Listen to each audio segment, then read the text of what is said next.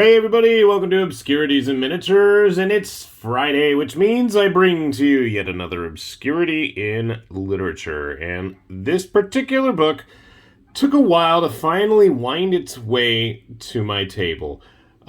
It was recommended to me by somebody whose opinion is quite similar to mine, so I took their words quite seriously when they said you should check out Dungeon. Except, unfortunately, I misheard things and completely forgot, which I tend to do, and got it totally mixed up with Joe Daly's Dungeon Quest, which is a whole other can of worms and is like a even more drugged out Charles Burns by way of South Africa, if such a thing was even possible. It's out there. I mean, really out there, and yeah, we'll just save that for another day. That's a whole other can of worms. But today we're going to talk about Sfar and Trondheim's Dungeon. So you can see my nice... Oh, no, that wasn't. I thought that was like nice oil stains from my fingers because I've got ink all over them still. No, that's actually supposed to be like that. But this is from MBM Graphic Novels, which has been around for a million years here, basically. One of the first and continuing to publish a lot of European comics here in the States. And this is actually the first two books in a little bit larger size format than they were originally printed. They were much more in line with traditional comic-sized collections originally. But this is actually, the funny thing, the collected English versions are actually two of the French versions. So basically, this version right here is four of the French books all wrapped up in one. And I want to say they've only put out maybe 4 volumes of this proper, so about 8 tomes of the French version. But Dungeon itself is kind of convoluted. And if you look at the cover, it doesn't look like the typical thing that we see on this channel in terms of art. But then when you see the pedigree of who is recommending this, well, that says a lot right there. So as I was saying, Dungeon itself is a little bit convoluted, and funny enough, the first time I saw this graphic, I really didn't understand it. But what you have here is the Zenith, and that's actually the story proper, and you have our 2 intrepid heroes. You have the Early Years, which is another spin-off series, and eventually there's also Dungeon Twilight, and then there's a bunch of other little things in between here and there, and those 3 major ones are actually telling from the beginning to its highest point and to the inevitable end of the dungeon. And so it's a fun book, I gotta say. I came into it, I'm not a big fan of funny animal art. I mean, I know it's a very well-regarded art style, especially in Europe. I'm somewhat here in the States. It just doesn't do a whole lot for me. But when you start to see the subject matter, here we have one of the main characters, the keeper of the dungeon, who's busy sending tons and tons of heroes to their doom because it's good for business.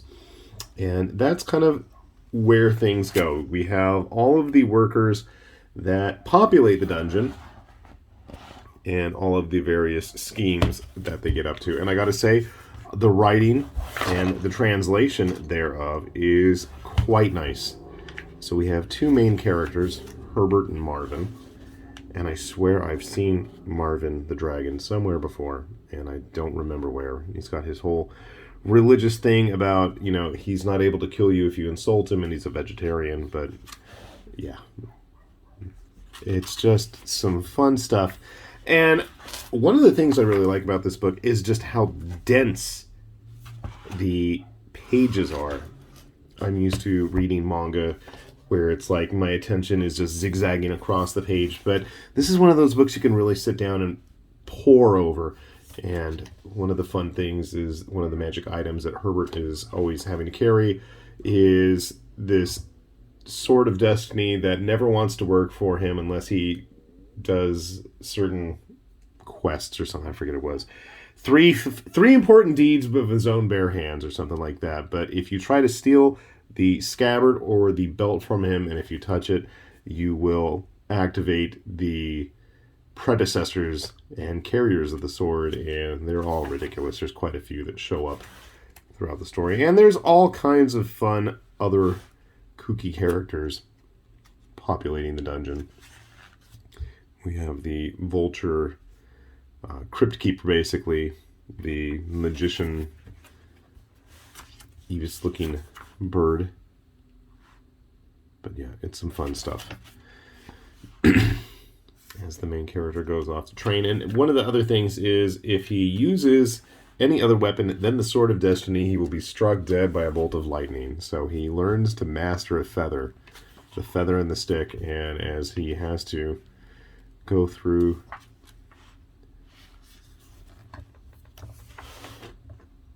various trials and tribulations, becomes a master of the feather, and then he's only able to destroy things that are green. It gets sillier and sillier as it goes, and I can absolutely see how this would be a major influence on stuff like Adventure Time. Funny thing is, for as cutesy as it can look at times, it is absolutely anything but, and some of the later stories do tend to veer towards some quite dark stuff. Octo the Chicken Ninja Octopus. And this is another form of the belt. Again, you've got some fun monster designs in here. Bunch of fun trolls that live down below the dungeon that even the keeper doesn't have any control over, that, you know, are very protective and proud of their country, even though it smells like pee-pee. So they make it a point of, and eating babies, and yeah. And then in the last story, where the dragon of the dungeon dies, they head off to the land of magicians, and craziness ensues. Actually, I thought of all of the 4 stories that are in this book, I thought the 4th one was a little bit weak, just in terms of it seemed to wrap things up really, really quickly. Too quickly.